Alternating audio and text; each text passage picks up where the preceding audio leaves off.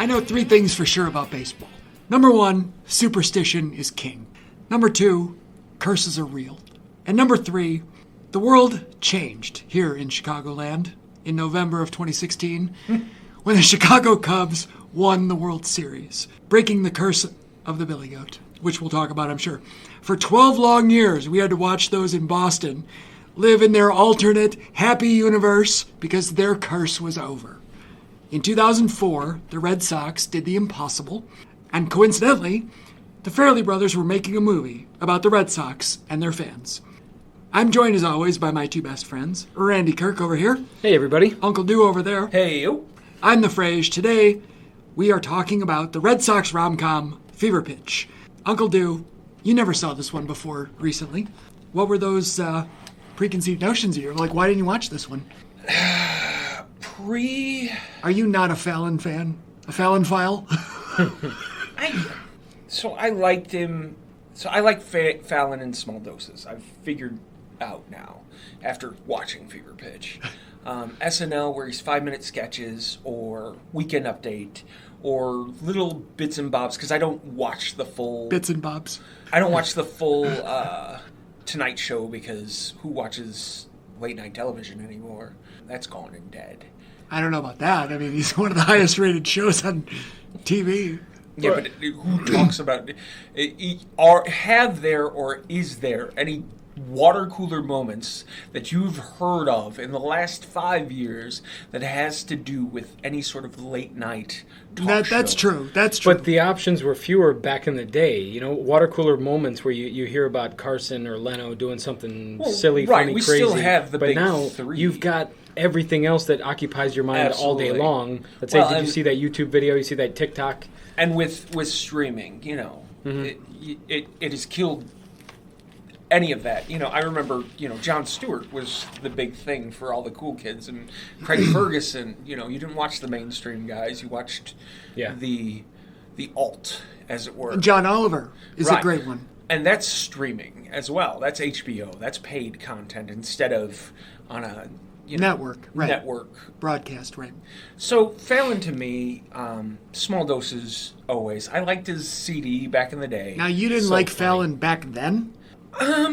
We're talking 18 years ago. Or he just wasn't a big enough draw. It wasn't. It wasn't a big enough draw. Now the thing is, I was kind of salty in the first place. There's a fucking surprise. This is the second version of Fever Pitch. The first one was the Colin Firth. Is this sort of a remake?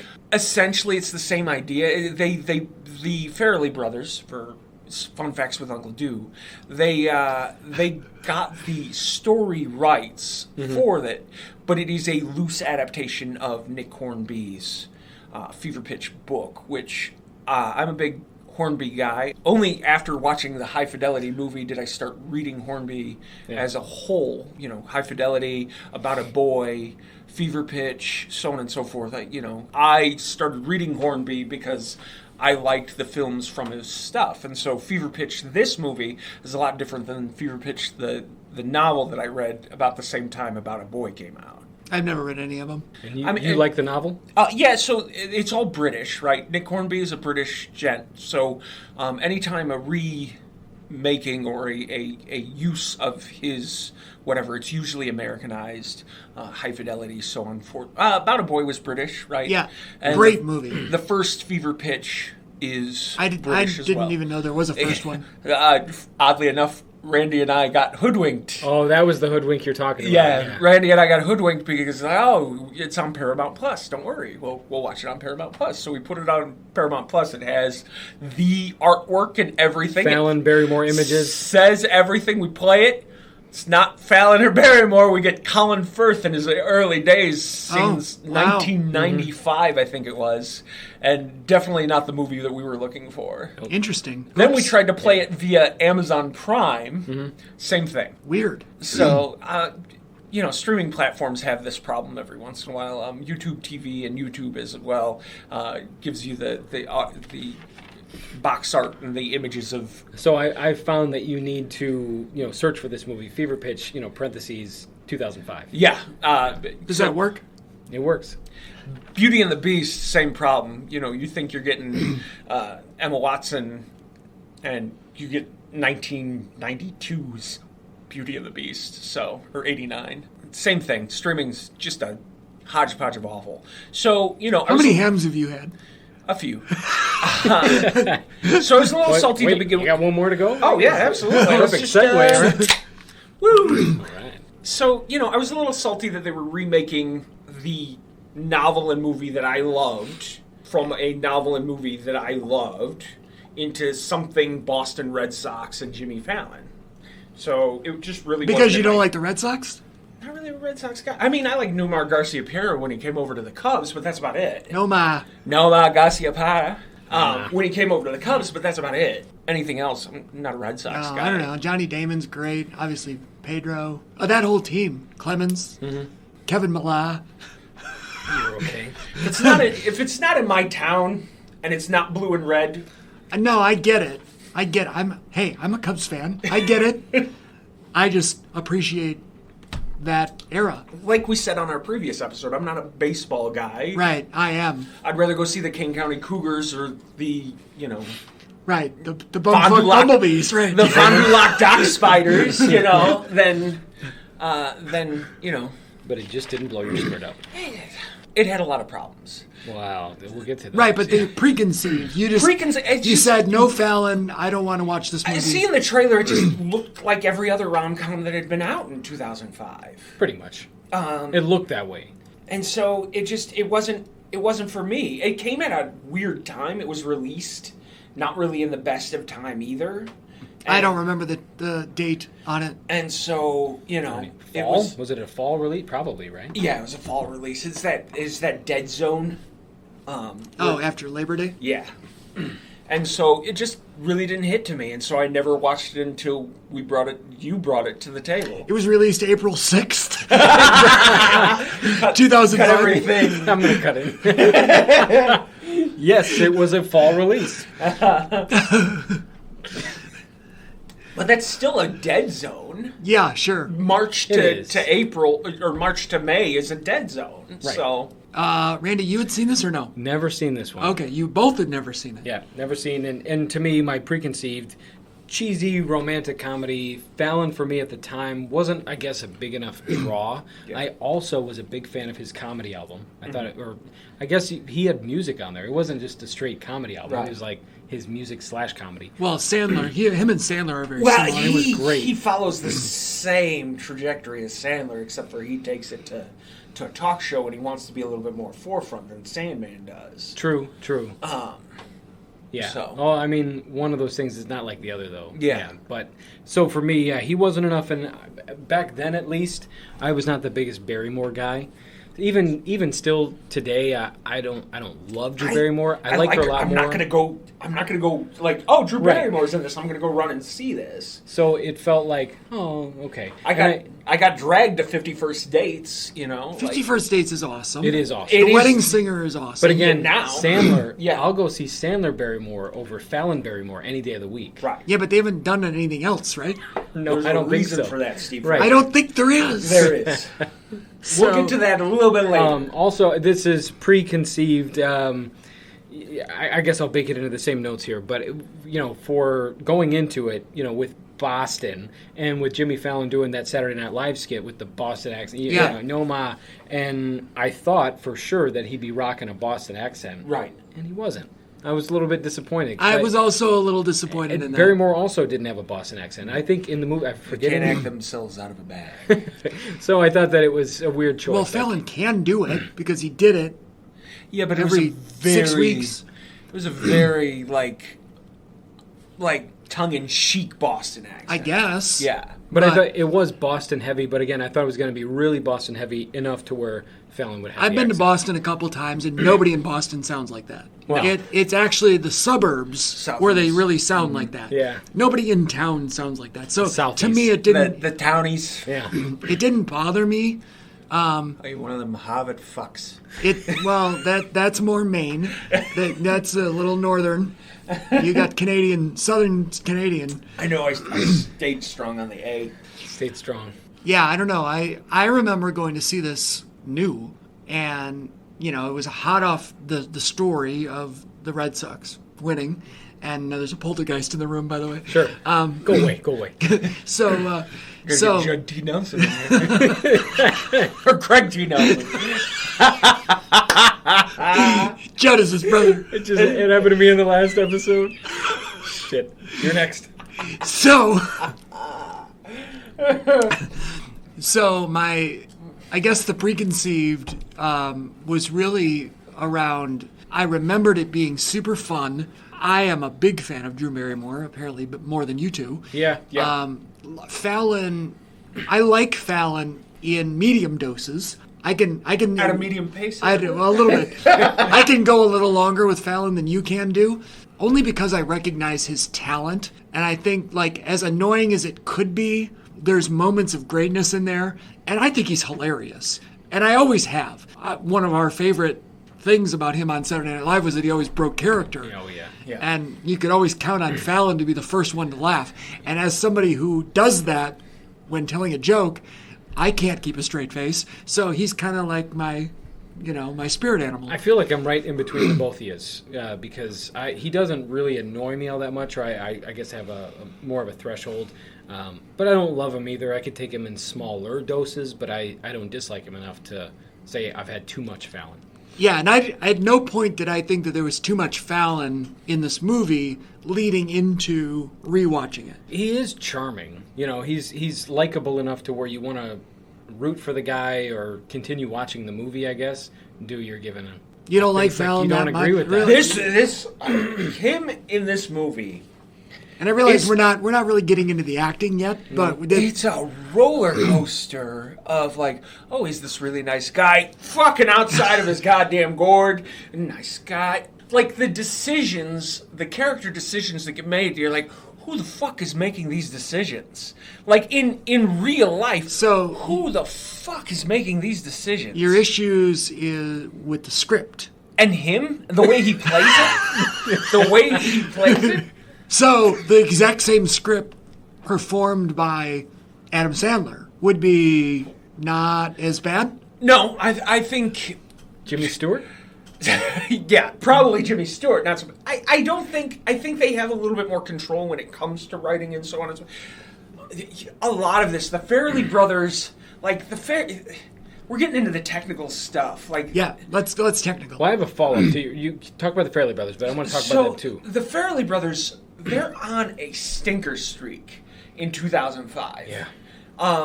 What was that is, Dumb and Dumber and There's Something About Mary was a completely different Farrelly brothers that we got post 2001. You didn't like Me, Myself, and Irene? Me, Myself, and Irene is great. Right, Me, Myself, and Irene. But you're right, that might have been the cutoff. Right. Because what was their one after that? Was Stuck on You? Which was, nah. Yeah. And then... I didn't mind it. It was... But... I also like Cher fan. I like Jack and Jill too. So what do you want? Cher is in that movie. Yes. Holy shit. And the bees. But my note about the Farrelly brothers is that this was surprisingly tame for a Farrelly brothers movie. I mean, they've always got a little bit of raunch. I think this was a very, very, once again, studio controlled. This was a vehicle for Drew Barrymore to get back into that rom-com.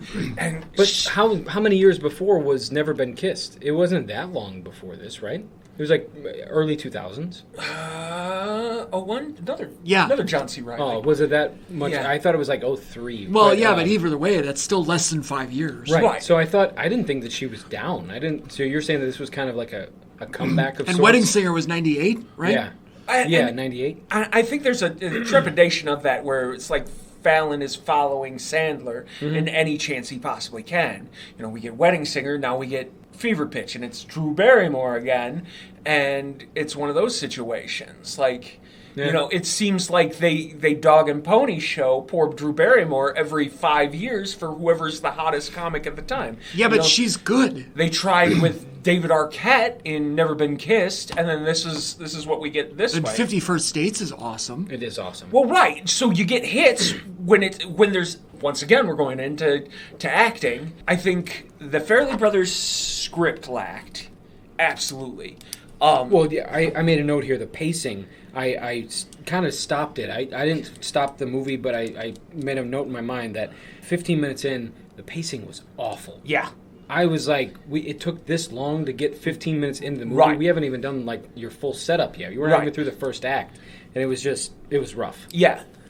Is that before or after the first date with the food poisoning? It had to be before. Right. Because I made we'll talk about it now, I guess. Because Barrymore puking was the first funny thing to me. There was nothing funny really. Which, up to that fun point. fact with Uncle Do, she fought the Fairleys in making sure she would do the puking scene, but she would not be seen puking, or you will only hear her Sure. puking.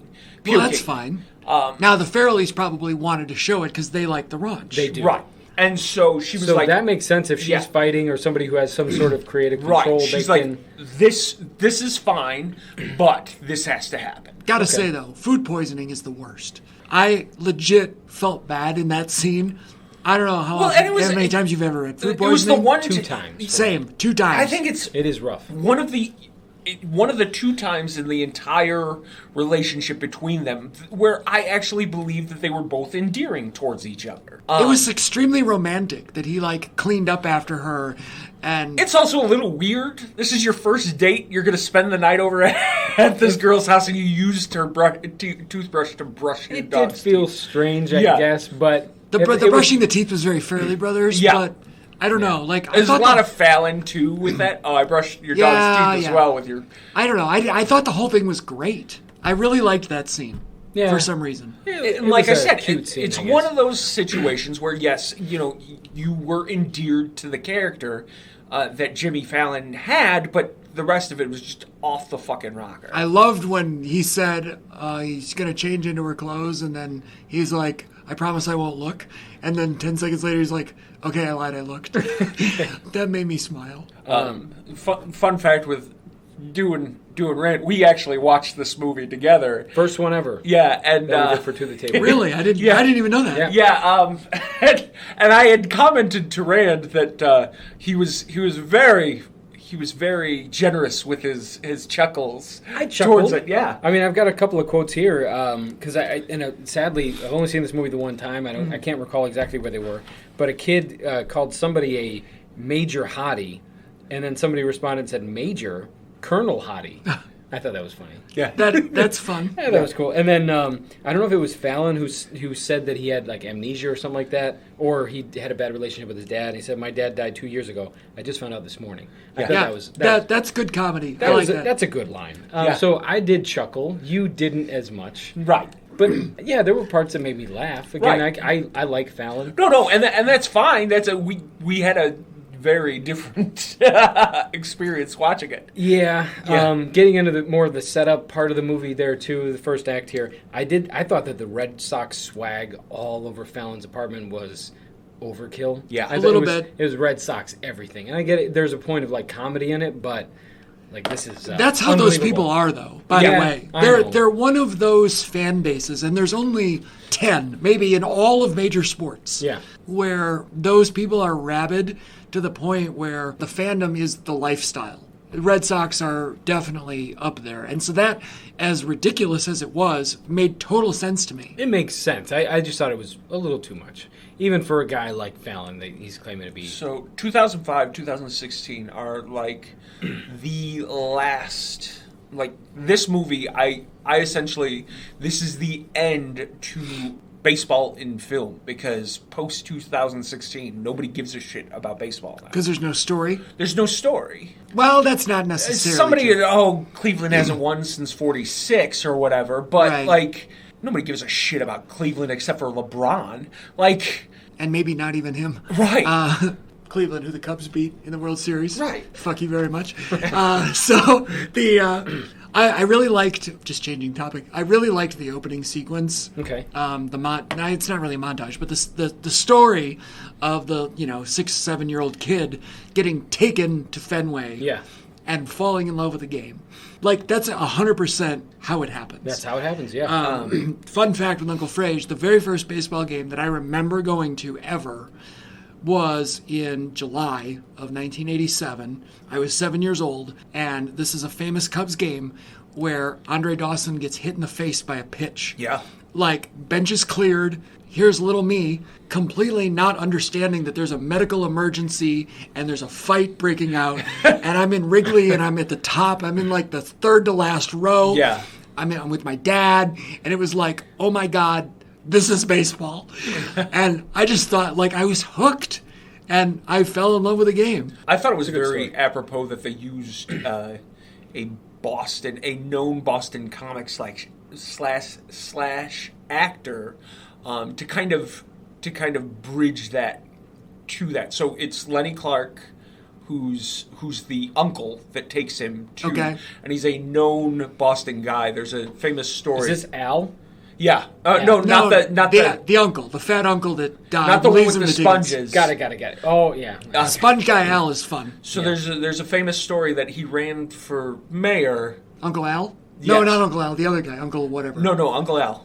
I thought Al was the sponge guy. Oh, you're right. Al was spongy. Yeah. Okay, so the other one, the true uncle, Lenny Clark, ran For mayor of Boston. Of Boston. Because they gave you a stipend to buy what? A stipend Tomato. to give you money towards buying different promotional buttons, Sure, stickers, and sure. so on. So he's like, "Screw it, I'll take the money, not buy anything, and I'll run for mayor." His platform was "Fuck the Kennedys." He runs with. That's not a very good platform in Boston. No, he runs with what's his name, asshole, You're really narrowing it down. the ref. Yes. Dennis Leary. Yeah, Dennis Draft Day. He's part of Dennis Leary's group, and so I thought it was I was like, okay, Lenny Clark. He's been in a lot of Dennis Leary's shows and so on and so forth. I was like, okay, the Boston guy is going to be in a Boston movie. Okay, great. I get you. I did think you were talking about Al, though. And No, I did right, have the a sponge guy. quote You about like Al? because when he met Barrymore, his quote was, "I'm on dialysis. Here, have a sponge." Yeah.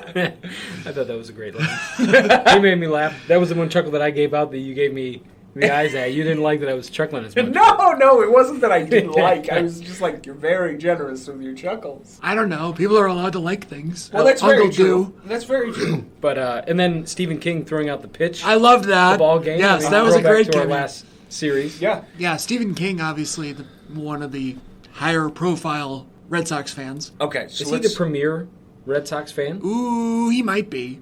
Because usually when I think of them, I think of him as a fan. So Yeah, he might be Is he the number one fan? He might be the Annie Wilkes. Best known. Oh. There you go. Good tie-in. He's the Ron Swanson of the. Because when I think of Cubs fans, I think of the Yeah. guy Nick Offerman. Nick Yeah. Offerman. Yeah. You think of him first? Oh, he's in all the stinking. Not You Bill don't think Murray? of Bill Murray? Bill Murray, No. man. Or Eddie Vedder? No, because they didn't bring Johnny them. C. Nope, because they didn't bring them out. Jody C. You get so caught. Nope. At any point in time, the Cubs could have given them some sort of grace. Jeff Garland? Nope. Jeff Garland, we don't talk about anymore. He's been canceled. Supposedly, give him 2 years, No, he'll be back. he's playing. I want to get tickets. He's playing in Chicago. Wait, are you canceling Jeff Garland? No, he's Okay, already good. been canceled by somebody else. No, but do you support this cancel? I don't give a shit. All right, good. I didn't like the show in the first place. But you like Garland? I'm okay with Garland. Garland is fucking hilarious. Garland's fun. Garland is welcome on our podcast any day of the week and twice on Sunday. Yeah, he'll sign right up.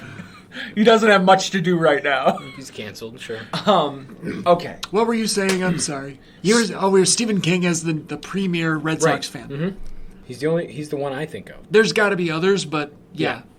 Fallon, not a Red Sox fan. Fallon's a Yankee fan, which is Right. super weird. That's what all of his late night decor is, right? You know, Yeah. he's got, part of it's Manhattan and then part of it's like Yankee Yeah, Stadium. yeah. Yeah. Yeah, he's hardcore Yankee fan. So to me, this is kind of proves the value of a paycheck, right? Yeah. Well, and so fun fact, they shot the movie with the complete feeling that the Red Sox were going to fucking blow it Right. that season. And so they took one camera crew, both Drew Barrymore and Jimmy Fallon, and they went to the last fucking game when they actually won and shot the whole ending over again as they won. Like they rewrote it. Like Yeah. this is one of the things that's like the most crazy coincidence. Yeah. Like, we're going to make this movie about how this couple survives, and he realizes that his love of her is greater than his love of the Red Sox. And So bad. It's such a fucking bad movie. it's not that bad. But it's a coming of age, you know, A little bit. if you will.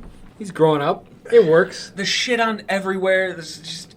What does that mean? That all of the Red Sox like gear, the fucking phone. Like, I don't have a cell phone. I talk from a ball and a mitt. Like, it's almost as funny as that line in Judo. I'm talking to you on my hamburger phone. Hold on 1 second. Let me make it work. I don't know. I buy it. I absolutely It's that believe coming of age where he hasn't given a shit too about much. anything in his life except the Red Sox up until then. It's too much. He's got the green monster in his apartment, Right. like, which I absolutely, if I had a brick wall, I would hang some ivy in a basket.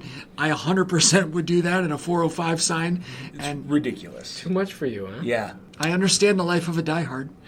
And then just the acting in it. Like, Fallon is a not good actor. no. I was going to say horrible, but But he's- I don't know if he was required to be. No. They were like, we like you when you're in 5-minute doses. Do that 5-minute doses every fucking scene. But I think I love her. I thought she played so well off of him. No. I thought they had no chemistry whatsoever. I said this when we were watching it. Mm-hmm. It felt like a brother and sister were putting on a play. Like they thought each other, they were funny, but that was about it. Like, Yeah. not a lot of chemistry. No. And then anytime we went into the goddamn business scenes with Drew Barrymore, she goes, papers, papers. I know what it's like in an office. Like, that's all she did. Oh my god, I'm so busy. Oh, it's time for lunch. Oh, I don't papers, have time papers, for lunch. papers. I am a business person. Papers. Like Jesus every Christ. fucking scene. Yeah. You're making this out like it's supposed to be serious. I get it that it's a comedy or whatnot, but like none of it was believable. None of it. You have to suspend a little bit of disbelief, but they wanted you to suspend way too much. That's of why I disbelief. feel like the Farrelly brothers need to stick with the raunch. You know, because when they throw in a little bit of the raunchy, like there's something about Mary, you know, it's got a sweet movie. I'm using air quotes here, Yeah. sweet movie, but it's got a lot of raunch in it. Right. And for whatever reason, that seems to work for the Farrelly brothers. Right. Kingpin is just kind of straight raunchy or whatever, but Come on. it's got a love When- story at the end. Me, when of it. he myself, and goes- Irene also. Me, wrong. myself, when and he Irene, goes and gets the drunk. beer out of the fucking cooler and his nips are just straight nothing, This is what I mean. This is what's missing in this movie. Right. Right? Fallon and Barrymore are so PG. I think it really would have ruined the movie, though. It could have ruined it, but I feel like it shouldn't have been a Farrelly Brothers movie. The whole scene with the lobster. I know of Fallon's fucking comic chops, and I know the Farrellys' comic chops. There could have been a ton of shit with that fucking lobster that could have been great. It should have gone to somebody else instead Right. of the Farrelly Brothers, and it would have been a better movie for it. I think. It just, I didn't believe in the chemistry between the two. Like, they just both seemed out of place in everything that they were doing, and I felt bad for them. But that could also again be Farrelly Brothers, where Yeah. they're giving poor direction. It may not be Barrymore's fault at all. Maybe not Fallon's, but he's not a great actor. But Business. that's right. Ruffle some papers. Yeah. You're so angry about the papers. You know my favorite acting in all of this, which doesn't pay off. It was Al talking about his dialysis. Besides Alan and his dialysis, the lost Wilson brother, Oh no shit! Yes, Andrew Wilson, Yep. who's the hot businessman, whom Drew Barrymore hired to be in Whip It. right? Whip, it's a great movie. The Nay Regnis, like the off Wilson brother, who probably is a lot funnier and definitely better looking than both Owen and You've had a lot whatever of, his you've had a name lot of is. hams today.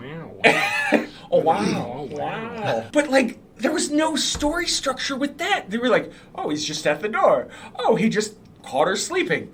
We don't know anything about this guy. He's just good-looking gent at her office building. Business. I guess so. Like, I guess, yeah. like, what threat was he? And all of a sudden, he shows up at the door for Jimmy Fallon, and he's like, I have her dog. What the fuck? There wasn't a lot of depth. I get it, but I didn't think there needed to be. The It story was messy. about Fallon. It wasn't was about him. so light and messy. silly. But like, they're at the peak of their breakup, right? And they're like, "Oh, is this guy going to be the one to take Fallon's?" And we didn't need poor Sloane. I own Sky. Like, you use I own Sky as a friend who's just random. We didn't know who these ladies were. The only reason I know that that's I own Sky is because I was like, wait, that looks like I own Sky. I loved her in, that movie from 1983. Everybody did. But, like...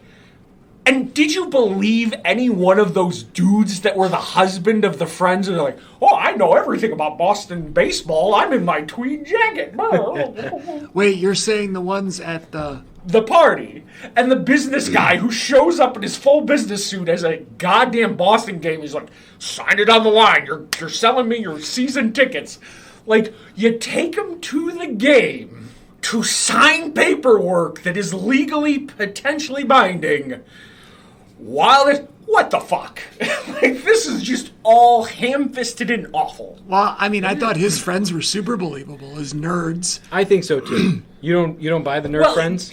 Like Jimmy Fallon's friends, yes, who did the truffle shuffle for the tickets? Yeah, sure. Yeah.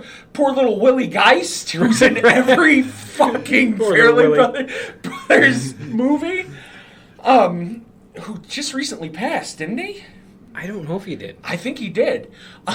Who's fantastic in everything he's in. I'm a big fan of him in Suits. Never watched Suits. It's good. Adrian Mock, a lot better than The Spirit. You and Hank, two guys that love Suits. I love Adrian A lot of people love Suits. Not in Spirit. Not in the Spirit movie. We both watched The Spirit, and that fucking shut it off 5 minutes in because it was just shit. Stallion of the Cimarron? No. The Spirit. You remember with the comic book movie? Yeah. Yeah. With Jackie Earle Haley and Adrian Mock. Is that it? Yeah. Anyway, we're getting way off. So Willie Geist was do the truffle shuffle for the tickets. That was funny. Sure, whatever. Those people believable. These guys going to stuffy thing. Oh, I know every person on the Boston team. Yes, I know baseball. Sure, I get it. But to your point, Frage, about there being a lot of depth or not needing a lot of depth. One thing that stood out to me, I don't know if he needed depth, but where she uses the "I'm late," where yes, they could be having a baby thing. Yeah. That came on a little off for me because super off. It just felt we odd. knew each other for 3 weeks, and by the way, I'm late. One, it was oddly It placed. wasn't 3 weeks. It was like a year. And two, it was like the next scene where it was like, oh, never mind. It was like, oh, there could have been build goes to there. Paris for 2 days? We're leaving on Thursday. We're coming back on Sunday. No, thank you. That sounds like awful. Right.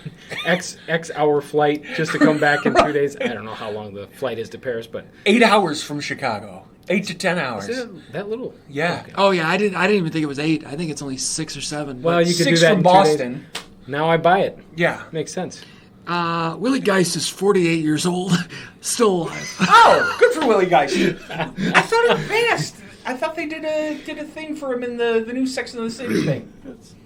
One of my favorite To the Table podcast moments right here. Willie Geist is still alive. Good for Willie Geist. Oh, poor Willie. Oh, Willie. He's 48 years old and still living. All right. There's definitely some ridiculous things in the movie. Don't get me wrong, but you're so angry right now. You're like Jack and Jill angry. I'm not Jack and Jill angry. I just didn't like this movie, and there's a lot wrong with it. And to me, it felt like an SNL skit that they could have potentially turned into a feature-length movie. Like, it just felt like, all right, this is kind of a funny deal where this guy is a, lifelong Red Sox fan. Oh, I'm, maturing and I've fallen in love with a girl. It just felt like, okay, that's about it. Didn't need to be a full-length movie. The whole, this was the best night of my life. We went to a party and whatnot. And then they had the best game of their entire season. I'm ending my relationship on this. What's so... You've never met a baseball fan that's from Boston, have you? To me, I identify with these people. Okay, I get it. I totally understand this. I thought the scene where they're explaining the curse of the Bambino to Barrymore at the park, and everyone's chipping in a little piece of information. Fun fact with the Uncle Jesus Duke, Christ. The ladies... Yes.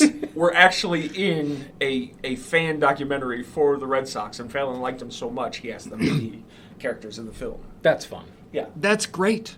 I'm not all shits and I like terrible. that I thought that it was like everyone contributed a piece of the heartbreak. Yeah. There was the Buckner, that all of it. Like everyone told a little story. I don't know, as somebody who lived through a curse of the Billy Goat, like, I get it. I don't know. I thought this movie was super fun. I mean, I liked it. I laughed. It doesn't mean that I gave it a great score, but I liked it enough to laugh at it a few times. Drew Barrymore getting hit with the baseball. Yes, I have that on here as well. I thought that was a great bit. I mean, I usually like that physical comedy we talked about. That's very Sandler. Jill, from our Jack and Jill Yes. episode, her getting hit with that Price is Right wheel. Yep. But, yeah, Drew I Barrymore love that getting they hit showed with the ball. replay. Like, they got the ESPN people to, Yeah. like Steve Levy looking super young, because he was. It was 18 years ago. Yeah. All of them. Like, I just, you guys apparently didn't watch SportsCenter every day like I did. Like, Not every day. I watch a 3-hour sports talk show every morning when I'm home. Christ, that's awful. And, like, I don't know. I like SportsCenter, yeah. I mean, but the Bears are my biggest, that's my team. I only really truly follow the Bears. The story. Time. But I don't have Bears everything. Right. I never did. I have more Green Bay Packers stuff than you do Bears stuff. True. But I followed the Bears, like, religiously. And I just never, I don't identify with that fandom necessarily. And you don't like any sports at all? Not really. Like, I'm hockey, but not ridiculous. Would you to say this. that the Blackhawks are your number one fandom? Oh yeah, yeah. And true, it is the Blackhawks. Yeah. Like, not the Wolves, not the Ice Hogs, or, okay. Nope. I mean, I'll go to Ice Hogs. Because I know, when I think of you, I think of Ice Hogs or Yeah, Wolves. I'll go see the future of the Blackhawks any chance I get. Sure. But yeah, But Hawks are your team. Yeah, absolutely. I don't know. I'm just I'm such a sports junkie. The story of the Red Sox coming back from 3 games to none in the American League Championship against the Yankees is one of the greatest sports stories in the history of sports. There's a 30 for 30 out there if anybody's never I watched it. will watch that seen 30 it. for 30, but all of the build good. up to that, no thank you. Oh my God. And the fact that this movie happens, granted, it's a throwaway comedy. I think it's funny. And it happens, and it just so happens that it's taking place during this. It's like a serendipity. And I don't know, all the pieces fit together for me. It just makes sense. I respect that. I mean, and maybe I like this movie because I'm a bigger baseball fan than both of you. I think that's probably what it is. Could be. That the Right. love of the streaks and so on and so forth. The game. I do have a love of the game. For the love of the game? Yeah, yeah. I don't know. I just think it's, again, the fact that the production company took over baseball games. How often do you let somebody run across the field? Well, once again, this is that time frame where MLB needed whatever the fuck they could get to give them a boost. Once again, another one of situations like coming off from that scandal of the juice, like coming off from Yankees being just powerhouses and nobody likes them Still except don't. for Yankees. Fuck the Yankees. Right. And so, any little... And it was a joke. The Boston Red Sox were the joke Correct. before us. Yep. Well, even concurrently. Right. Let's see. Their curse lasted 86 years. Right. The curse of the Billy Goat, well, 13? the actual curse was only 71. It was a shorter curse. Yeah. However, our drought was way longer. Right. We had the 108-year drought. Right. By the way, I don't know. The curse of the Billy Goat to me is just so amazing. The fact that the man brought his Billy Goat It is fascinating. to the game. Yep. And they kicked him out. It's so ridiculous. He said, "Never again will you go to the World Series." It's so ridiculous. And it's true, It's the same but it's fun. Mrs. O'Leary's cow bullshit of Chicago. I like that shit. Though. And... Yeah. Yeah, but Mrs. O'Leary's cow was real. No. All right, never mind. We're not going to argue about Chicago history. Well, all right. So I guess closing, right? I don't know if you guys have anything else. let's but yeah. Also, fuck Sweet Caroline, which is which is a It is tradition. the worst Jewish Elvis song. Like, I don't mind the song. It's the fucking bomb bombs and the ad libs that everyone has to do, and it's a goddamn Fenway thing, and they do it every day in that fucking 8th inning or whatever it is, and I hate it. And I'm getting tickets. I'm going to go see the Cubs play at Fenway next year, and So you're gonna do it in the 8th. I'm not going to do it. I'm going to sit there. Comes at you. Yes, No, I am not sour singing face that the whole song. time. I'm not doing it. Not even if he comes out of retirement and he goes, I'm going to sing this one game. Well, I would love to see him perform it. Right. I just Wait, I don't think he can perform anymore, can he he? might not. Shut it down. I he's- wish I could go see. Yeah, that's a bucket list. Well, anyway, I like the Red Sox. I like Boston. I don't like Sweet Caroline. I get it. But so, closing out here, you really didn't like it. I'd give this a 4.5, sir. No shit. Yeah. It was just not good. Really? Yeah. Okay. Yeah. Well, you had never seen it before, Rand, and you enjoyed it at least enough to laugh a few times. I thought I did. You gave it a 4.5. Yeah. I laughed throughout the movie. I thought there were a few things that were cute and whatever. I liked them. I gave this a 2.5. Oh! 2.5. I will never watch this movie again. Yeah, I won't. 2.5. 2.5. Okay. I feel firmly on that. I was thinking back, going through my notes. I'm like, this is funny. That's funny. I'm listening to all 2.5. I gave it a 2.5. That's the Okay. lowest score of anybody on this podcast so far. Yeah, I didn't like it. Okay. I laughed though. I'll tip my hat. You know, Family Hey. Brothers tried, Fallon tried, Drew Barrymore, like you said. Change my mind. You 2.5, I go 3. It's so funny, and this is kind I of was like being generous. this I is get it. felt bad for Drew Barrymore the entire time. So did I. Business. you stop it with the papers. Favors. So I have a completely different view of this movie. I guess as a sports fan, as a baseball fan, as a legacy of the history of baseball fan, a Drew Barrymore fan, a Fallon fan, like all of it to me is just entertaining as hell. And I like the serendipity of it happened to being their winning season when they're filming it. It just all adds up to me. And I liked it way more than you did. And I gave it a 7. Wow. And so this is much like Jack and Jill, Yeah. where I defended it to the day I die. Which it's funny because, like, given the choice, I would probably watch Jack and Jill tomorrow before I'd watch this again. I would. also would watch Jack and Jill for this movie again. Now that's saying something. All right, can we watch Jack and Jill tomorrow? Absolutely fucking not. I would. Oh, God damn it! All right. So we kind of fucked up. We didn't tell you about our socials the last episode. True enough. So Rand, where can you find us? Pretty much anywhere. You can, find us wherever you listen to your podcasts. We got Amazon, we got Apple, we got Spotify, we got Podbean, we got YouTube. YouTube Go to is the very YouTube. important. Yeah, we go to the YouTube. We post on there. You can, follow our schedule on the YouTube. We comment on there, so you can follow us on there. We got all of our new episodes. Interact with us. We want to hear what you think. I guess peek behind the curtain. I guess I'm mostly in charge of doing the formerly Twitter account, and the fact that it's now X kind of just honks me off, and I just haven't really been posting a lot on that on the X. Following the X, yeah. Yeah, no. So I still I'm okay with that. I still use my personal X account, but I feel like I'm Maybe. lacking on No, the to the table Xing. Well, we're there too, though. We are there, We got so- the Facebook. We got Are the we- Instagram. Are we going to announce it on this episode that we're posting a Poll? poll Yeah. for We are- what Hey. are Yeah, we need some November content. So go and see us on Facebook. There's a poll out there.